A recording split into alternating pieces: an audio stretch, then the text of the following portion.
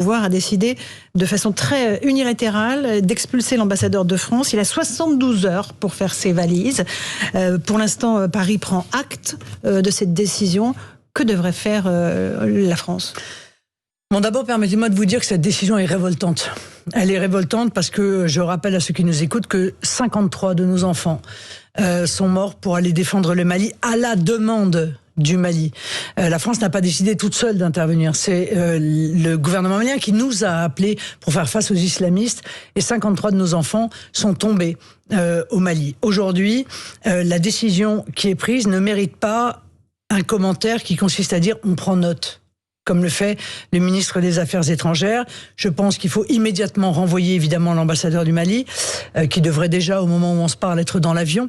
Je pense qu'il faut bloquer l'intégralité des avoirs des dirigeants maliens en France, qu'il faut d'ailleurs bloquer l'aide au développement à destination du Mali, et accessoirement qu'il faut bloquer l'intégralité des transferts de fonds financiers, y compris individuels, qui partent de France vers le Mali et qui représentent 12% du PIB du Mali.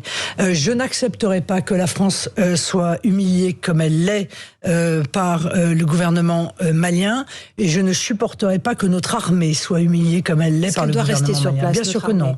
Elle ne peut plus rester. Il faut rapatrier nos soldats et capituler. Bien sûr qu'elle ne peut plus. On capitule devant les terroristes. Mais on n'a pas. C'est pas une question de capituler. C'est depuis le départ que ce dossier a été mal géré par Emmanuel Macron.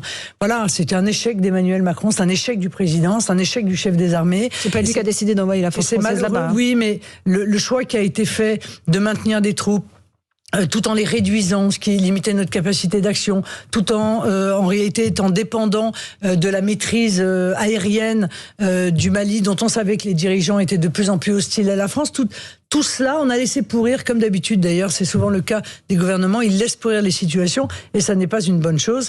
Donc pour l'instant, effectivement, on ne peut pas faire autre chose que d'envisager de quitter le Mali, peut-être d'ailleurs pour qu'une partie de nos troupes soit postée au Tchad.